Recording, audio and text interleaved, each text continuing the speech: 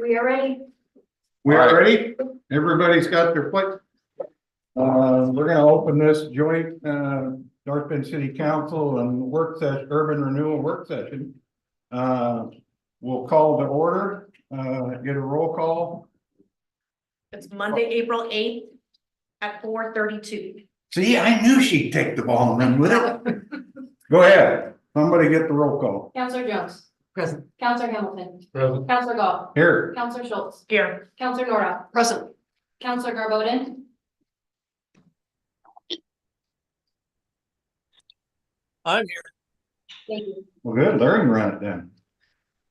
Okay, next thing on the agenda is the public comment. Anybody got public comment? Will you take care of?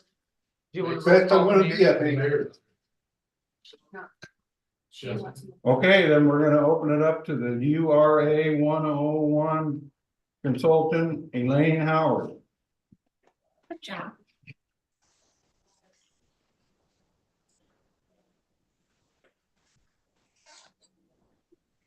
Thanks. Welcome. Lovely day at the Oregon coast today. Got sun. I missed the eclipse. I was driving, so I don't know if any of you saw it. I think we missed most of it. No, Did you? it was awesome. Was it? At elementary school, we paused, we put on the glasses. Yeah. Did you see? Yeah. It wasn't full, not the full, it wasn't the full, no. It's like TV, yeah. Okay, Okay, I'm Elaine Howard. I am a consultant who works solely on urban renewal issues and have done so for the last 18 years in Oregon. I work all over the state, so I like to say from Astoria to La Grande and down to Burns and to Brookings and kind of everywhere in between. So it's nice to meet you and happy to be able to come and try to assist you in your urban renewal decisions. So what I'm doing tonight is just an urban renewal 101, and it has a lot of information in it. So it's probably easier to wait till the end because you may have a question that gets answered as I move through. If you think there's something that I've said that you don't understand, feel free to interrupt me. But if you have a question about something different, just wait to the end because I may actually cover it in the presentation. But I don't mind stopping to further explain something if it's not clear or you want more information about that particular issue. So what we will talk about is urban renewal basics, talk about a financial update that we've been working on, and then talk just a little bit about projects because at the point in this contract that I'm working on with you, we'll be looking at the entire plan and looking at the potential projects for the future. So that's not the discussion point for tonight. The discussion point for tonight is really that urban renewal basics. What is urban renewal? How does it work? Making sure we all understand the basic concept. First of all, urban renewal is not a new tax. A lot of people think that it might be a tax because when they get their property tax bill, urban renewal is on their property tax bill and an amount. And later in the presentation, I'll go through why that is and how the assessor calculates that. But it is not a new tax. The burden of urban renewal is on the taxing districts who levy taxes within an urban renewal area. When we all pay our property taxes in November, that property tax revenue goes to the county assessor's office and then it's distributed out to all of the regular taxing jurisdictions. So it's just a straight line transfer.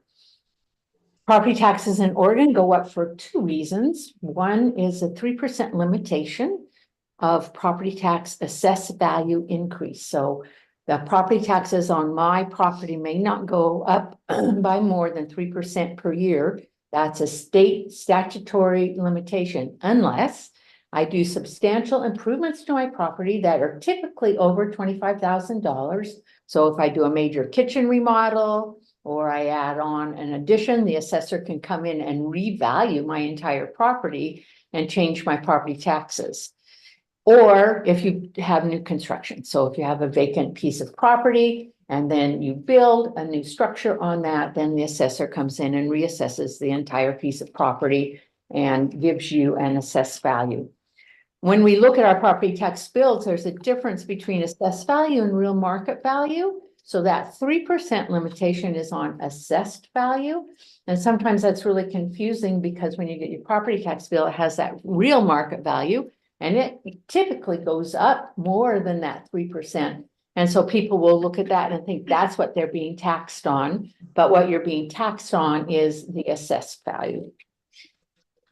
Elaine, Yes. so regarding substantial improvements, in conversations I had with our tax assessor, there was conversation about a $10,000 amount within a 2-year period that could also trigger a reassessment. No, assessors have different thresholds for that. So your assessor may have that $10,000 threshold. It's, most assessors I work with, it's a little higher. Because reassessing, you can spend $10,000 really easily on a property. So, yeah, I mean, you can spend $10,000 just on putting new windows in your property. But every assessor is different at the threshold that they establish. There's nothing in the statute that says what those substantial improvements are.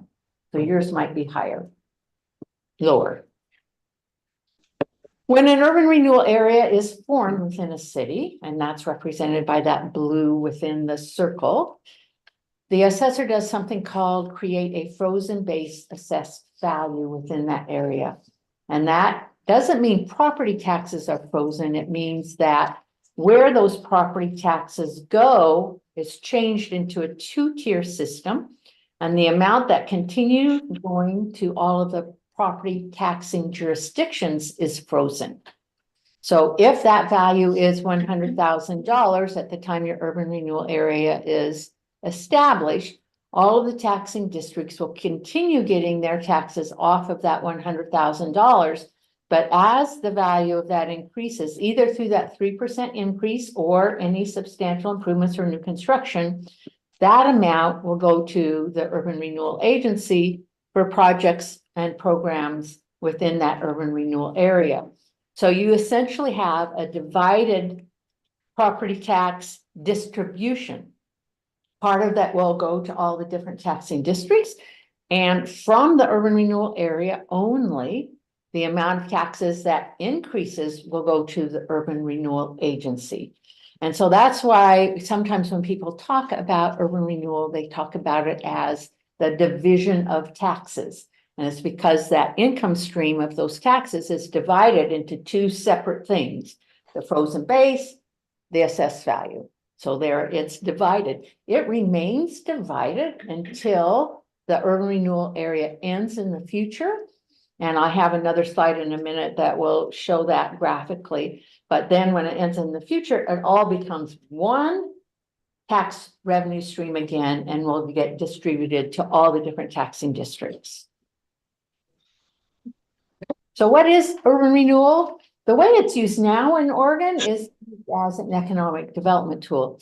Interestingly, when urban renewal was first formed in Oregon, the implementing agencies were housing authorities, and it was used as a tool to build units for housing authorities. It has transformed over the years, and cities and counties are allowed to form urban renewal areas, and is typically used now as an economic development tool. It's unique in that it has financing attached to it. So a lot of times we do plans in our communities. We might do a downtown improvement plan, or we might do an economic development plan, and there's no money tied to those. So we can come up with great ideas about what we want to do, but we don't have any funding to implement those. What an urban renewal plan does is identifies those projects, also has that funding source to go along with those projects. In order to establish an urban renewal area in Oregon, you have to say that blight occurs in that area. Blight doesn't have to be on every single parcel in the area. There only have to be conditions of blight within the area. And we'll talk about blight again in another slide. Urban renewal functions on the increase in property tax revenues, like the slides that we just showed you. It's used all over Oregon, and you can see on the coastline, all of our major cities along the Oregon coast use urban renewal. So Florence has it, Reedsport, North Bend, Coos Bay, Coos County, Bandon, Gold Beach, Brookings. It's used widely up and down the coast, and, north of you also.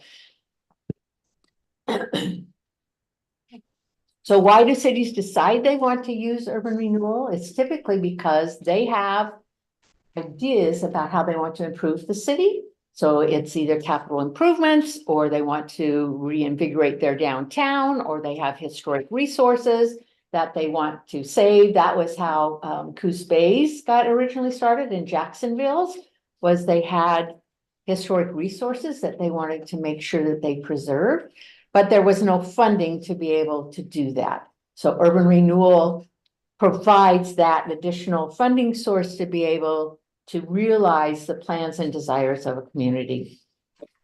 Blight, again, is a precondition of any urban renewal area. The statute ORS 457 that governs urban renewal specifically calls out different conditions of blight. There are a number of them, but typically, and I write the majority of urban renewal plans in the state, and typically the conditions of blight that we identify are underdevelopment or underutilization of property. So if you have vacant property within your area and it's zoned for commercial uses, but there's nothing there, that's underutilization of property. Poor condition of buildings, so that would cover any of your older buildings that either need a facelift, or they need seismic upgrades, or your upper floors aren't being used, so it's not to its full economic use. And then the third one that we typically use is inadequacy of infrastructure, including streets and utilities. So urban renewal may not be used just for maintenance, but it may be used for reconstruction of streets, or putting in new curbs and sidewalks, widening curbs and sidewalks, and for utilities, so storm water, storm sewer, types of deficiencies that need to be improved, and especially those can be called blight. And also, if you do improve those and it allows or provides the ability for new development to occur, then you're creating economic opportunity with the within the urban renewal area. An urban renewal area functions on an income source. That income source is those yearly property tax revenues that are based upon that annual growth in assessed value within that urban renewal area. It has expenses that are projects, programs, and administration. You have to do an annual budget every year that identifies what your anticipated revenues are and how you're going to spend that money. The interesting thing about urban renewal versus a city budget is urban renewal is capped by something called maximum indebtedness. Every urban renewal plan has a maximum indebtedness. If your plan was written long ago, like yours was, you didn't have it at the beginning, but your first amendment was to establish a maximum indebtedness for your plan because that became a statutory provision. So a lot of urban renewal plans, most urban renewal plans are not limited by duration, by time frame, 20 years, 25 years, 30 years. They're limited by that spending limit or that maximum indebtedness in your plan. Yes. Was that due to a change in state law? It was. It was. And I'll Sure. hit that. Yep. So maximum indebtedness, it's a little awkward because you establish it at the beginning for a 20 or 25 year period, and you identify projects, but it does limit how much money that you can have over that time frame. So if you get in the middle of a recession, like we did in 2007 and on, where we didn't see any assessed value growth within an urban renewal area, a lot of our urban renewal areas fell behind the projections for their maximum indebtedness. So instead of them going what was projected to be a 20-year period or 25-year period, they're ending up going longer than that because that assessed value growth wasn't as high as everybody expected that it would be. This is the other graph that helps show how urban renewal works, given, I put this one in also because sometimes people visualize things differently, and it just helps to explain that frozen base assessed value. That's the amount of money that continues going to all of the different taxing districts in an area. And it shows that increment and how that increment increases over time.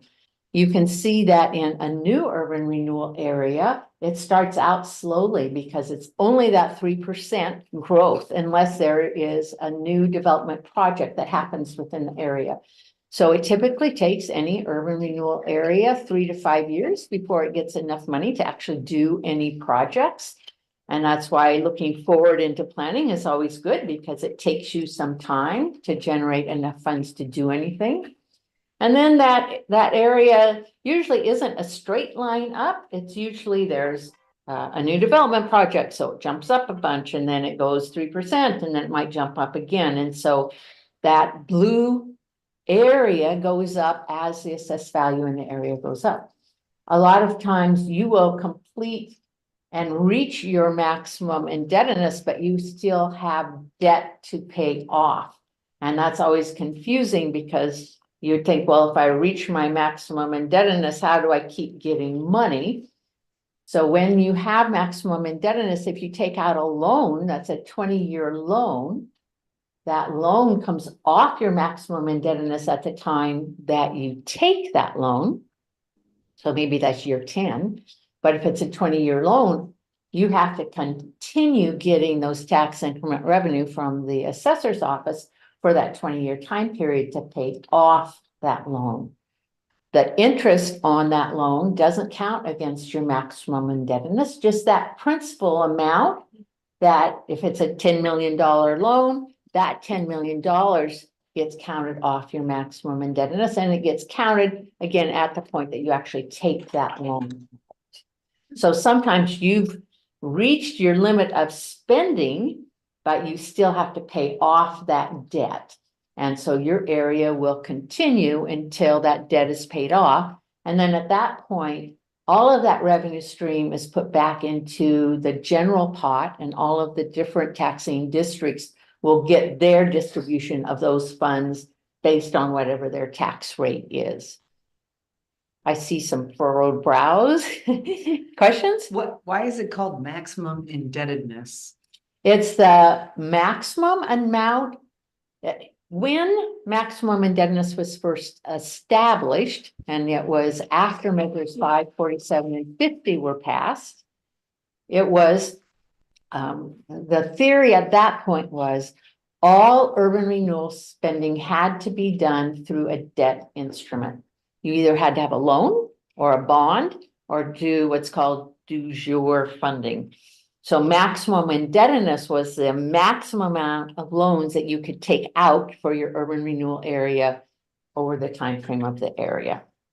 Okay, so there's either a time frame or this maximum indebtedness, and that number is arrived by establishing the district and counting the whatever increment you think you're going to get for that up to a certain point. So it isn't really debt. That's what I'm. No, at the time you establish your district, you have no debt. It's a limit on debt. The limit of the total of the projects that you might think of. Right. You can't go over that. Right. Until you. Right. Okay. Great. And you said something at the beginning of that statement was it's either time or maximum indebtedness. It's not time. It's maximum Okay. indebtedness. Okay. Except if your specific plan says this plan has a duration of, then it's time. Your plan has a statement, but it says the intent. Well, the intent doesn't mean there is a duration of.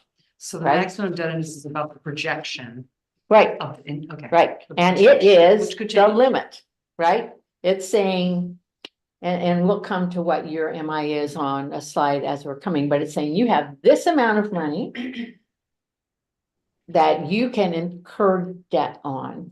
So I was talking to David and Jeff before the meeting because it is confusing. The original thought was you had to have bonds or loans or what's called du jour lending, which is where you borrow from the city and you pay the city back. And so you turn that into debt and use from that. the interpretation now is you still have to spend urban renewal funds through a debt instrument, but that debt instrument can be just a contract. It can be a contract with me to come work with you. It can be a contract for putting a sidewalk in. It can be a contract with a developer to work on the theater. So it doesn't have to be through a big debt instrument, you know, a bond or a big loan. It can be through individual commitments, but those commitments are an agreement to pay, and an agreement to pay is debt. So you can say, you can say, we just started our URA. We know we want to do this big thing. We're not going to get the money for that week, so we can save. But any bill effectively that comes to the URA is a debt instrument. That's right. So, okay. Very good. And I think we ought to take her advice and see if she answers most of our questions during the Yes. presentation. No, but that's a good question, and I wouldn't have gone through that, so that worked. Thank you. That was good. No.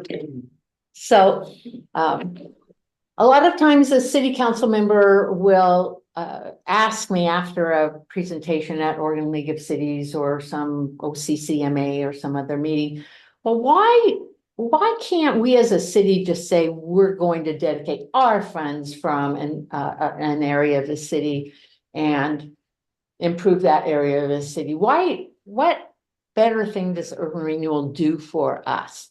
This is based on your own tax rate, and from here you can see that your tax rate of your overall, all the taxes paid, is 43% of the total rate.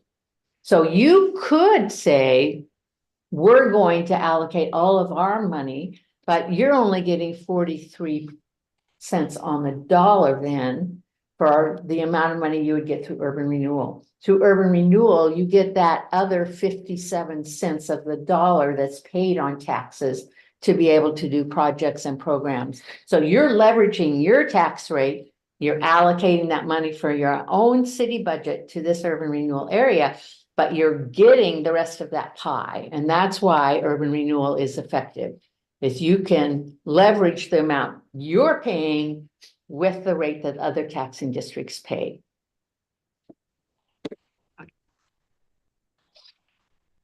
This slide helps go into, it's a series, how an assessor calculates how much money to give an urban renewal area every year, and why is urban renewal on your property tax bill. So this is a property value of 186,000, and I was told that that's the average assessed value of property in North Bend.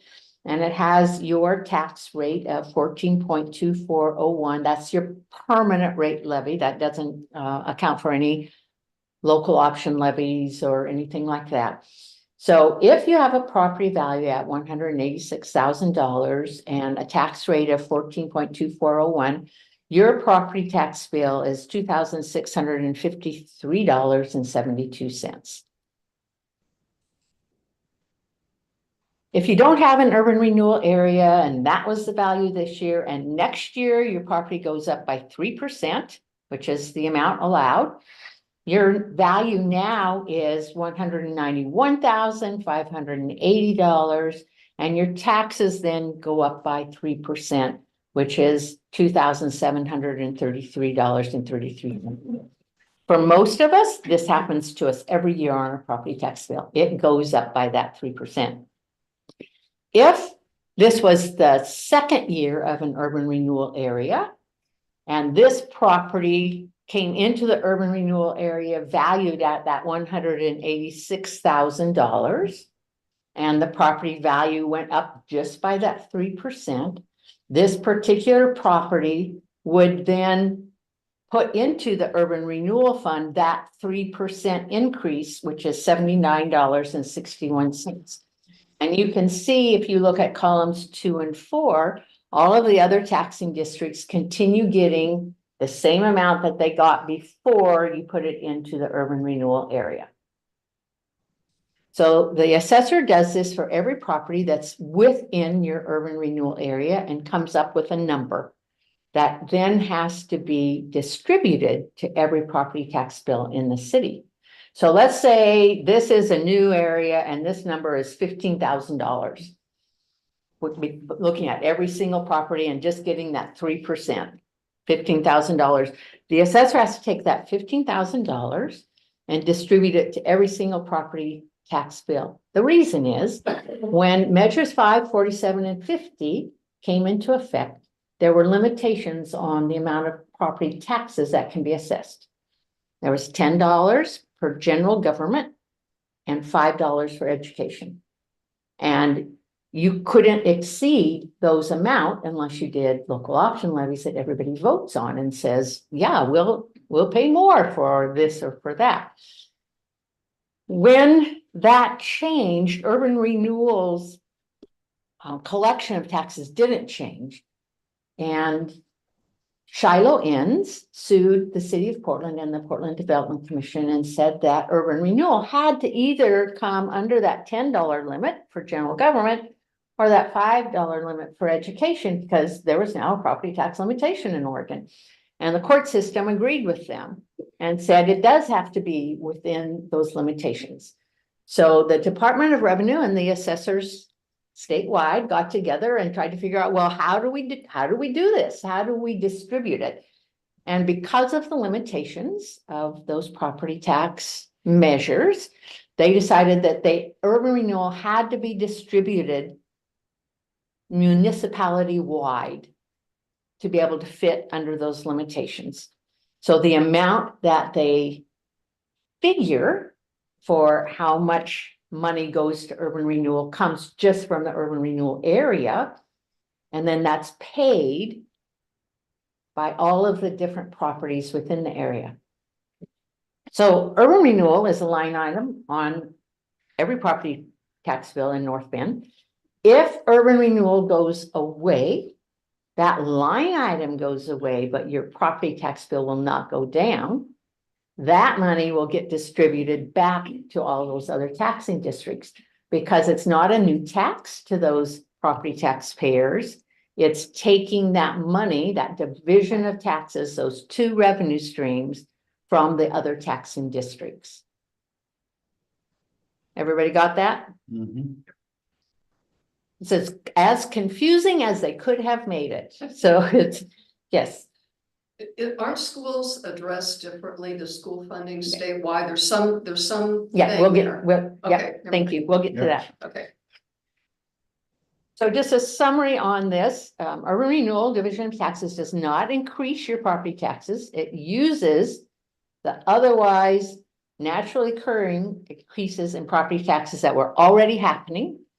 It is a line item on every property tax bill in your city. And the assessor goes through a 3-step process in determining that amount. They calculate the amount of tax increment revenue from all the properties within the area. They distribute that citywide, and then they collect that money and give it to the urban renewal agency. So urban renewal doesn't provide new money. It diverts funds that would otherwise go to other property taxing districts. They continue receiving taxes on their frozen base. They temporarily, 20, 25, 30 years, forego taxes on any growth in the area. And this is really, the final one is really important in many urban renewals because that growth may not have happened but for investments by urban renewal. So if you put in a new water line that allows a property to be developed, you're facilitating that development that probably wouldn't have happened if that water line wasn't there. A good example is the Face Rock Creamery development in Coos Bay. That property was owned by the Urban Renewal Agency. They put in infrastructure to that property, to the property, sold the property to a developer, and all that new development came in. So the Urban Renewal Agency facilitated, helped cause that development to happen. Urban renewal in local schools. Good question. It's an indirect impact for most regular taxing districts. It's a direct impact. Urban renewal just takes that money off of that money that goes directly to the city, the county. For schools, this is what the state school fund looks like. It's a bit of a mess. State school fund establishes a per pupil race, the legislature establishes a per pupil ratio for school funding every 2 years when they meet. And they say they will provide every school district with X amount of money for every day a student is in class. Urban renewal doesn't change that funding formula. If urban renewal funds don't get into that bucket of all the funds, the state legislature has to backfill that bucket of funds with other funding sources. They have other funding sources to backfill that bucket of funds. The question is always asked, well, would they give us more money for schools if we didn't have urban renewal? And we don't know that answer because that's a political question for them. We know that they have other sources of funds. We know that enterprise zones also take out of this bucket. We know housing subsidies for tax abatement for housing also takes out of this bucket. Urban renewal takes out of this bucket. These are programs that the legislature sees are benefits to our communities. And so they understand this formula. They understand the per pupil. And if we have urban renewal in North Bend, it doesn't change the amount your schools get. It also doesn't change the amount that Colton schools get or Pendleton schools get or Portland schools get. They get that amount based on the funding formula from the state. This is true for your local school district and for your education service district. And there is a similar type of fund for community colleges. It's based on the amount of classes students take, but it also comes from a statewide funding formula that is not directly impacted by urban renewal. There are limitations on the amount of urban renewal any municipality may have. So if you're a population under 50,000, you may have 25% of your assessed value of your property in an urban renewal area and 25% of your acreage. Either one of those you may not exceed. You know, you can't exceed 25% assessed value and you can't exceed 25% of your acreage. Interestingly, this was put into the statute because when urban renewal was first formed, the city of Lincoln City put their entire city in an urban renewal area back in the early 1960s. And the legislature said, no, that wasn't the intent here. You can't do that. So they put these limitations there. If you have an existing plan like yours, the acreage may not be increased by more than 20% of your original plan acreage. If you increase it by more than 1%, it's a substantial amendment to your plan. And in a couple more slides, I'll explain what that is, but it's a big deal. It's not just a little deal. You're talking to And your maximum indebtedness, that limit we've been talking about, may not be increased by more than 20% of your original maximum indebtedness as indexed by inflation from the original report that adopted your plan, unless 75% of the taxing districts agree to an increase that's above that amount.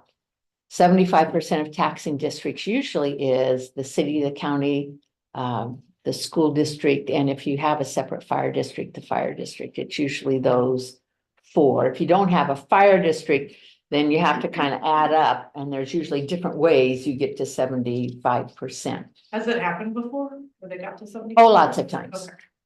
Okay. Either of these limitations have to be done through a substantial amendment to the plan. I see you laughing. No, I was laughing. You're doing good. Keep going. So how is a plan or a substantial amendment, which is misspelled, adopted? You know, you never see those things when you're editing it, but then when you present it, it's like, oh, how did I miss that? But to do a new plan or a substantial amendment, you have to have public input. That public input can just be allowing people to publicly testify at any of the required hearings, or you can put together an advisory committee or a task group for additional public input, or you can have an open house. You can really decide the amount of public input, but you do have to allow any of these following steps to be in open public meetings where people can testify if they want to. So the first step is to take it to your urban renewal agency for review, either a new plan or a substantial amendment. They review the documents and decide whether to send it out for further review. So any substantial amendment starts with the agency. And their vote is just a vote on a motion. It can be a resolution if you want, but they don't have to adopt anything formal. It can just be a motion. I move to forward the substantial amendment out for review to the public. You have to make a presentation to the Board of County Commissioners. They don't get a vote unless you're trying to increase your maximum indebtedness over a certain amount, or if you're trying to do a public building. It has to go to Planning Commission for review of conformance to the comprehensive plan.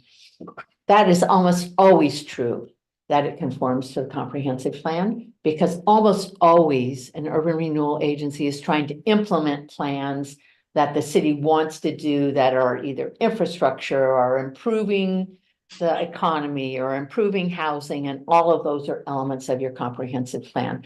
So although that's a step, I've never had that step denied, because we wouldn't go through with it if it wasn't in conformance with your comprehensive plan. And then it has to go to a city council for a hearing on a non-emergency ordinance. That city council meeting has to be advertised citywide, either to voters, to utility customers, to residents, or postal patrons. And the city can decide how they want to do that notice. We usually have them do it by utility bills, because that's the less costly. If they mail out utility bills, you can just put that notice in a utility bill. A non-emergency ordinance does not become effective for 30 days after it's passed. So that adds to the time frame of doing an amendment. So an amendment at the least is a 4-month process, because you have to go to the agency, you have to go to the county, you have to go to the planning commission, you have to go to city council, and have 2 meetings of the city council. That's the formal adoption process. So then you have to prepare the documents before that process starts. You can sometimes compress those, but it's typically a 4 to 6 month process to do a substantial amendment to an urban renewal plan. There was some new legislation in 2019. A lot of times urban renewal agencies don't hear about that new legislation. So one of the things that they did is define public buildings and the process for including those in a new plan or adding them to an existing plan. And what the statute says is, if you're doing any public building, and they define what those are within the statute, you have to get approval of 3 of the top 4 taxing districts to say that that's an okay project to put within your plan.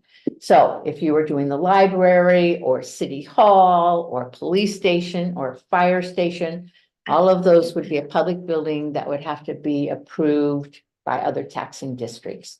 That happened because the Special Districts Association did not like urban renewal areas spending what they felt like was their money on the other districts' facilities. They wanted them to spend their money doing projects within the area that will create new assessed value or make the area better, but not building their own public facilities. They clarified adding land to an urban renewal area, that anything over 1% cumulative was a substantial amendment. They made more requirements to your annual reports in terms of the distribution, and that you had to include the calculation of your maximum indebtedness remaining in your annual report. They increase your time frame for consult and confer with your taxing districts on any new plan or amendment. They changed plan types when a substantial amendment is completed. So if you have a plan that also takes money from bonds or local option levies, and those are the really old plans, once you do a substantial amendment, you don't get that ability to take money from bonds and local option levies anymore. You only get permanent rate levies from that point forward. And any new plan does not take any money from bonds or local option levies. And those two provisions were at the request of school districts and fire districts who said, we're having people come out and vote for our bonds. And then you're taking some of this money and doing urban renewal with it. And so then their rates go up because these bonds still have to be paid. So the consumer is paying more money than than what we told them they would be paying when we passed this bond. There are limitations in the statute on what kinds of projects urban renewal areas may do. These are in ORS 457.170 and 0.180. So the first one is work of a housing authority. And of course, that was what originally urban renewal did. Rehabilitation and conservation, acquisition, demolition, street and utility improvements, repair and rehab of buildings, relocation, and that was because they used to buy a bunch of properties that they thought were blighted, relocate those people, put in a new housing authority building. But if you ever relocate somebody due to an urban renewal project, you are required to pay relocation benefits. A disposition, how you sell your properties, neighborhood development grants, programs, and making of grants and loans. Does this mean you can't do those, or is this? These are what you may special do. rules? So Okay. when you look at these, you can see that they are bricks and sticks or bricks and mortar, and that's what we talk about. They're capital improvements. They're things to improve streets, utilities, buildings. It's not, you don't see soft costs here. Sometimes soft costs are included in, of course, if you're doing a construction project, you have to do architecture and engineering and all of that. But what you don't see here is provision of services. Or, a lot of people say, oh, we have this homeless crisis. Can we use urban renewal to provide services for homeless people? No, urban renewal is for capital projects. I'm going to do a but on that. You are allowed as an urban renewal agency to pay for administration of your urban renewal plan. So if you're paying for part of your finance director's time, or if you have a certain person dedicated to implementing projects, or if it's part of your city manager's time, you are allowed to charge that administration of the plan to the plan costs. Your plan has a frozen base value. So remember, that's the value at the time the area was established of $30,341,265. You have an excess value.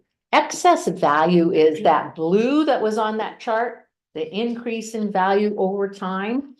That's termed by the assessor's terminology, excess value of $38,411,521. So your plan's current value, when you add your frozen base that goes this way and your excess value that goes to your agency, of $68,752,786. Your maximum indebtedness was established in 1998 after those limitations were adopted, of $11,800,723.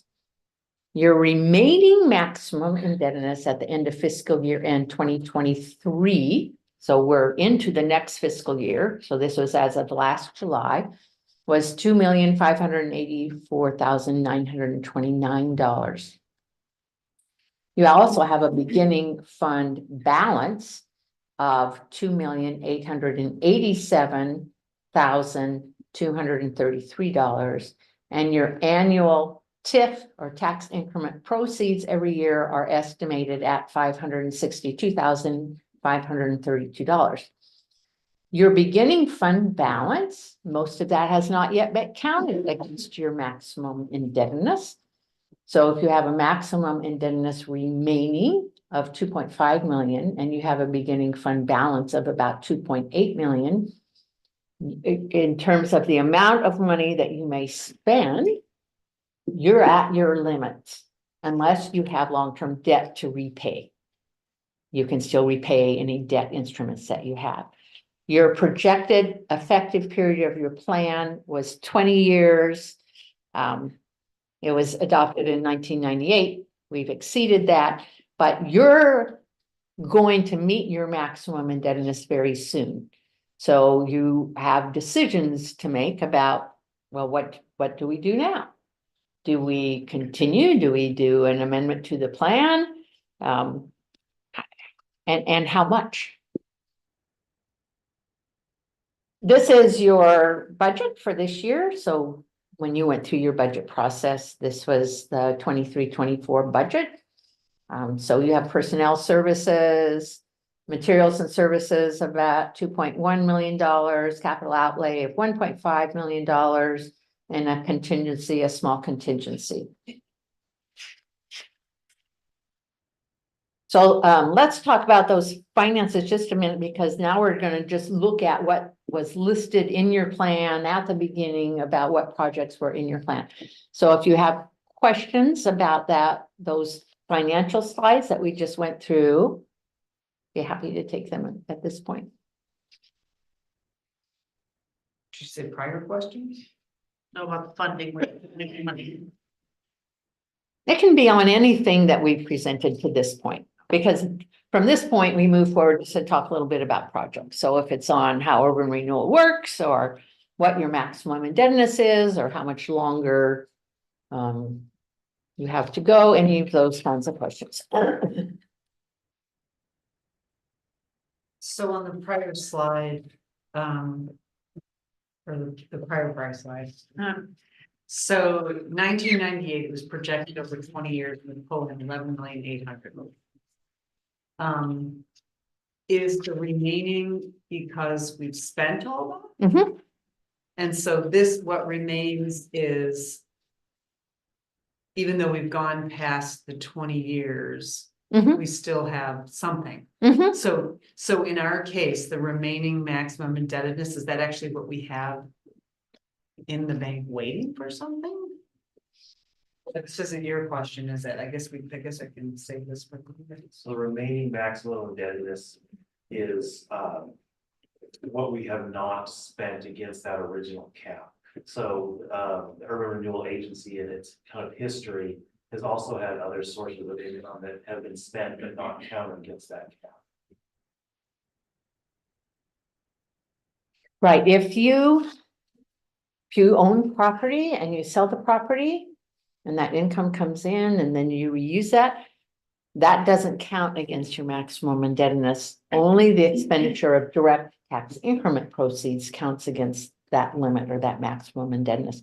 So if you have other program income over time, that doesn't count against your maximum indebtedness figure. So luckily, none of you have to worry about the calculation of maximum indebtedness.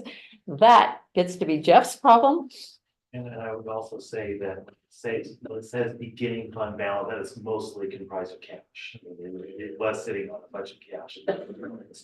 So I know this isn't true, but say we had one project and one project only, and it was. Whatever 2 and 3 are added up together. Okay. We could sign up, so in other words, it was the remaining maximum indebtedness and the beginning fund balance. And that was our one project we wanted to do, it was just the total of these two things. Could we do it? Or would we have to do an amendment with the maximum indebtedness increase? Yeah. We would need the amendment, because I don't think what you're seeing here is where we are today versus reaching that one. So You don't get to add number 2 and number 3 to say how much money you can spend, because part of that beginning fund balance is direct tax increment proceeds. You just haven't turned it into debt yet. You haven't spent it. So as part of that will become a component of your remaining maximum indebtedness. You haven't used it as debt yet. So you have out of your maximum indebtedness. It's more than the. It's not much maximum more. indebtedness. It's not much Period. more. You have about 2 point. We have not spent, that's what I was saying, like over the years, the history, other money has been used and accumulated. I suspect a lot of, I mean, not all of that, but, you know, there was pretty good returns on that money that was sitting there and not being used, that Okay. sort of thing. Would lead to. So there's not really a balancing exactly. No, Okay. no. You know, one, I don't know. Thank you. You wanna talk about the, actually taking out debt when you do it, and, I mean, that's one way of monitoring it too. Right, some other cities, Coos Bay does this, and I talked just a little bit about it at the beginning, which is every year when their tax increment proceeds come in. And they know the amount of them, they'll do what's called a du jour loan, so they'll borrow that amount of money from the city fund. One day, and the next day they'll pay it back.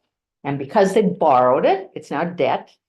And it gets subtracted from that total maximum indebtedness figure, so it's clean and they know exactly how much money has been spent out of their maximum indebtedness, and anything that is at the beginning fund balance is money that they can now spend. It's already been turned into debt.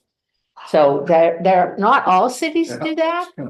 There are some cities who will do that they'll wait and wait and wait and wait, and then they'll get a bond for like $10 million.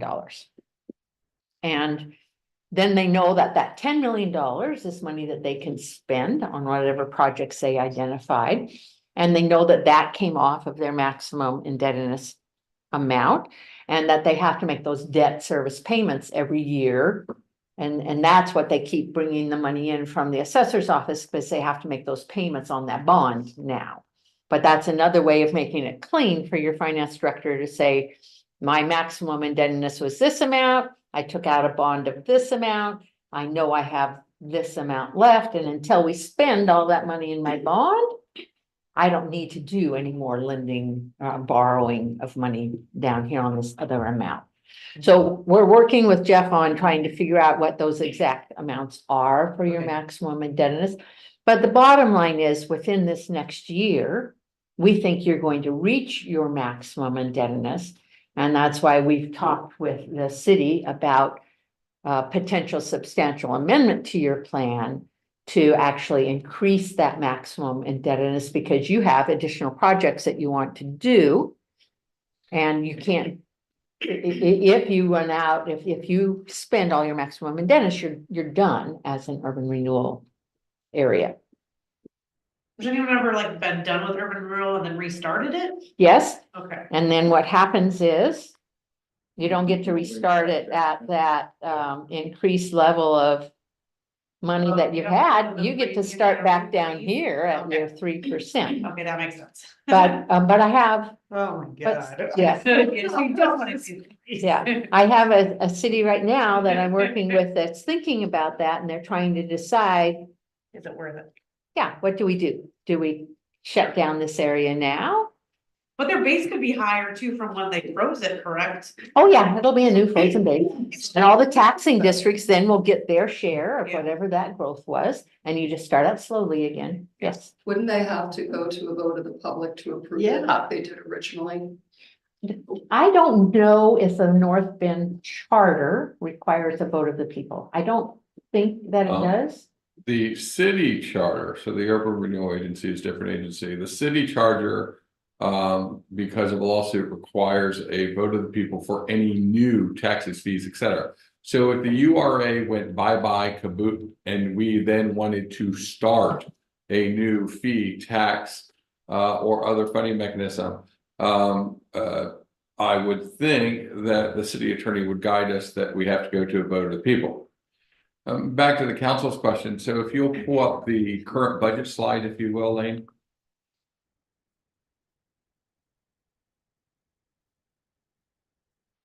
So we've been at this almost 20 years, and it's taken us almost 20 years to sort of build up some to the point where we have just over, say, 500,000, $500,000 coming in every year.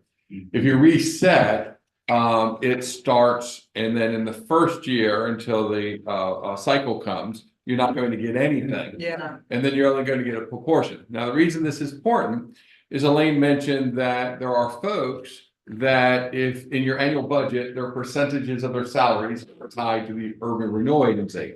For instance, myself, the finance director, you have Stephanie, working, with that. Public Works also does work within our urban renewal agency.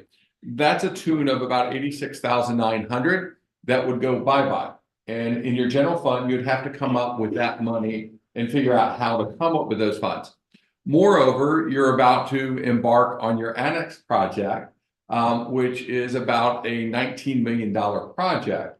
And so, from a funding standpoint, you're going to have to figure out how we're going to structure that debt and that financing. You have an infusion of $4 million from the federal government. We are seeking state input.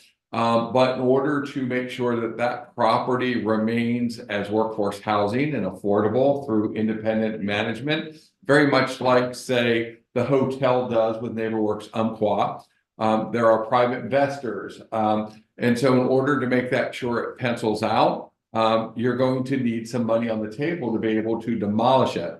We have multiple projects, and Elaine will get to that shortly. But when you look at the project of what the URA wants versus what it costs, as she has clearly articulated, if the URA and the city doesn't take action within the next year, all of that money results back and then gets redistributed back. And the process and the expense to start up from scratch can be very, very laborious, very intensive and expensive and very risky. And so that's a decision you all will have to make. We are, as they say, getting the ball up to bat, throw the pitch. You guys are gonna have to decide where you're gonna swing and what base you're gonna get to. Okay. And I'm not much for sports, so I was actually pretty good that I figured that out real quick in my head. So, Did you hit the ball or not? well, that's up to you all. 30 years. Okay, let's keep going. We wanna hit the ball. I'll hold my questions. I'm just going to go through the projects that were in your plan. We aren't to the point yet of saying, well, which of those projects were done and which weren't done. That's our next step. This is just to get you up to date on what was in your plan and to talk about that. Is the plan from 1994 or In 1990? 1994, updated in 1998, and there have been some other amendments, but not really a lot of major Thank you. amendments. So some of these aren't going to be relevant anymore. And if you do an amendment, what we will do is go through and update this list of projects so that it's relevant to what you want to do now and how you want to spend your money now. So your projects in your plan were divided into phase 1 through 4 or 5, I think. So we'll go through all of those. So phase 1 was entrance improvements, property acquisition, dock off waterfront directly east of Harbor Avenue, pedestrian improvements, waterfront capital improvements to stimulate commercial development, land use amendments, and downtown parking study. Phase 2, more property acquisition, more pedestrian improvements in different places, intersection improvements right in this general area, waterfront, harbor walk, concrete walkways, site amenities, downtown parking, implementation of a parking plan, and utilities, electrical power to lights and tree wells, and new utility vaults at intersections. Not limited to those, but those were some of the examples. Phase 3, more property acquisition, more pedestrian improvements, another intersection improvement at another location, waterfront improvements, including seawall, public walkway extensions, second public parking lot, site amenities, and another utility project. Phase 4 was waterfront project, California turnaround, Harbor Avenue site amenities, intersection improvements at California and Union, Grant Circle redesign, more downtown parking, property acquisition, and more utilities. And phase 5, Simpson Heights waterfront access and park, Lincoln Square landscaping, North Point access improvement, Virginia West pedestrian improvements, Pony Creek improvements, utilities, and waterfront boat ramp and trailer parking. In 2011, you had a plan review that was not done by my firm, it was done by a different firm. These were things that came out of that plan review. So to continue discussions on design of Grant Circle, consider completion of a traffic circulation study, Highway 101, develop a signage plan and program, create a pedestrian-friendly environment in the historic area, develop a parking master plan, prioritize and schedule project to complete the plan, consider enhancement to the storefront loan program, evaluate undergrounding utilities, review waterfront development opportunities, business relocations, enhance regional and state partnerships, pay off your debt, and complete a minor amendment that was completed in 2014.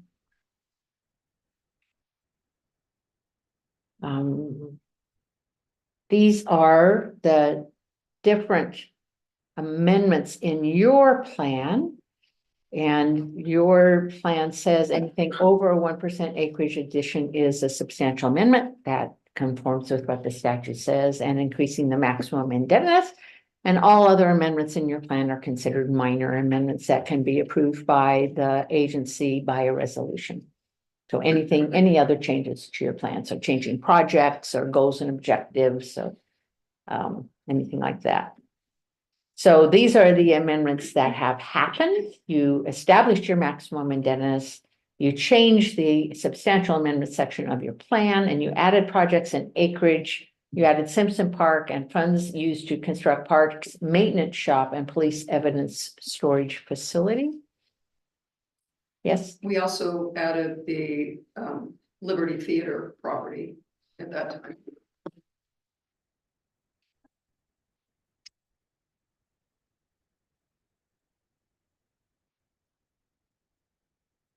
so these are ongoing initiatives that your agency is working on now. So library building upgrade, renovation, and restoration efforts financially supported by grants. Blighted Bay Cleaners Makeover, renovation and restoration with cost shared with a Main Street grant. Visitor Information Center revamp, renovation and restoration, funding divided with tourism lodging tax and contributions. Renewal of 3 deteriorated buildings at Highway 101 in Washington. Upgrades and restoration financed by the URA alongside additional grants. Coos County Annex Project, demolition of the blighted property, followed by construction of workforce housing with a $4 million federal infusion. Liberty Theater facade enhancement supported through a facade improvement grant. North 40 Beer Company development support assistance provided via a redevelopment grant. And a street lighting project, conversion of street lights in the urban renewal area district to LED lights.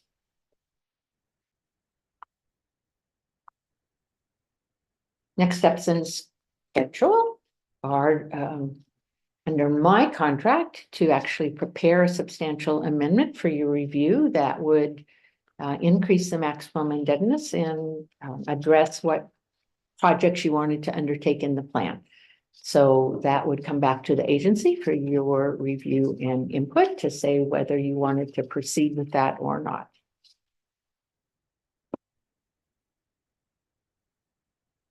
I can go back to any slide if anybody would like me to, or answer any other questions. How's your time? So if the city didn't, so at one point, we didn't have explicit URA section in our city code. What URA rules apply in that case? Is there like a standard set from the state or? No, to get an urban renewal We had an urban agency. renewal district. We just recently added specific code about all the rules Oh. for it. Okay, To clarify, so those are the bylaws? bylaws that we worked on with the URA. Okay. So, So in the absence of those, where do the URA rules come from? okay, let me go back 2 steps. When you establish a new urban renewal area, you do it through an agency, And typically, if I'm working, like I'm working with Dayton right now, and we first establish an urban renewal agency, so we amend their city code, put an agency within their city code, and they have then the agency. Some agencies have bylaws and some don't. And if they don't have bylaws, they usually have been acting under whatever, it's usually when it's a city council and they act under whatever provisions there are for the city council for how they act. So establishing bylaws, there's nothing in the statute that says you have to establish bylaws. It is a best practice, so it's good if you do that. But I know a number of agencies around the state who don't have bylaws or who have just, when they start working with me, have decided to establish bylaws. So it's not unusual for me to work with an agency that's been around that doesn't have bylaws. If we wanted to increase maximum indebtedness, is there an equation or how would we go about that? There is an equation, and I don't have that in front of me right now. I've talked about it with David and Jeff, and the equation is 20% of your original as adjusted by inflation, and Jeff found an inflation factor in your original report of 4%. So we figured that amount out. And do you remember what that amount was? I think it was 2.3 or $5 million. That's what the city council can do on their own. If they want more money than that, then they have to do some political work with the other taxing districts, because you have to get 75% of the taxing districts to agree. So I've had that happen in other localities. It's always been because there is a specific project that everybody in the community supports. So in Sandy, it was a community center that had a full pool that the school district would use for their sports programs, and the whole community could use. So in Harrisburg, we had that happen, and it was because it was for a water treatment plant that they had to have a DEQ requirement. So I have had cities get other agencies to support that, but it is a political issue. You then have to start negotiating with other political bodies. Thank you. I have one other question.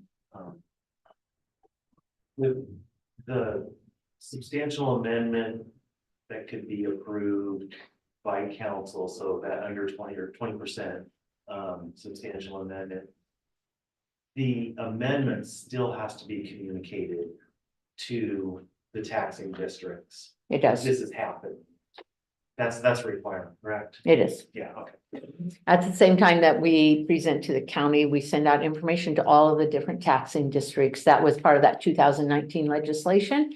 And they get a 45-day time period to respond to you about how they feel about that, whatever your proposal is. And if you get any written communication from another taxing district, you're required to specifically address that in the ordinance adopting the amendment. And you have to either accept, reject, or deny their written proposal. Okay, I just want to make one thing clear from the working man standpoint. I'm sure that it has never been very clear on this urban renewal that some taxpayers just think if we didn't have urban renewal, that big kitty would go right into our general fund, and that is not the case. You've made that very clear, and I appreciate that. See, go ahead. Go ahead. One question, so if you wanted to, take in more area to your urban renewal district, you can go a certain percentage. But does that, can you, like, could you pick anywhere you want in the city, like say if we wanted something not in the downtown area? It has to be contiguous, but it can be contiguous through a right of way. So if you Gotta be pretty close. go along a roadway to get to another area, you can do that. Well, if you go down the street 3 miles and turn. Yeah. You could, yeah, you know, if there was a specific project, you could, and if it, you know, there are two limitations on the acreage. You could 20% of your original acreage, but you have to say under 25% of your city acreage. So as long as you stay under those two provisions, you could. That's how they got an enclosed Simpson Park, where the Parks building is, and the new playground was urban renewal money. They took a little cherry stone down Sherman Avenue to include that. On Lincoln Square. Is there an average person's equivalent to explain what maximum indebtedness is? Like, after you explaining it 2 or 3 times, I thought perhaps like pre-qualified for loan might be something like that. I'm just curious if there's a way to explain. You know, some cities, and I don't like this method, but some cities call it your credit card amount, right? Okay. But on your credit card, you get to pay that off and then you get to spend it again, right? That is not If you have the a case. credit card limit of $10,000 and you take that out and paid it off, you get to borrow another $10,000. Well, maximum indebtedness, you don't. So maximum indebtedness is the total amount of money that you can spend on projects, programs, and administration of your tax increment revenues over the life of the plan. Yeah, so that's the part that we've been working on that for Right, however many years. So right. Yeah, just the can- word indebtedness. I can see why, guaranteed it's gonna run out. Right. If Yeah. Yeah, Right. I okay. can also see why people would be like, no, what are you Right. talking about? Yeah. Indebtedness, you know? I Right. love that. So, Yeah, yeah, you know, it's a yeah. Different word. Yeah. Um, And I have worked with other communities where it's had to go out for a public vote. And if you have to go out for a public vote, you have to make sure that you have provided them the right information so they understand, number one, it's not a new tax. And number two, you aren't going to go into debt. that amount of debt at day one, that you wait until you have the amount of money coming in to make those debt payments. So there's a lot of public education that has to be done if you're in a community with a public vote. I've had I've had, I think, all of them pass. And that's because the community's done a really good job informing and educating their community about what urban renewal is.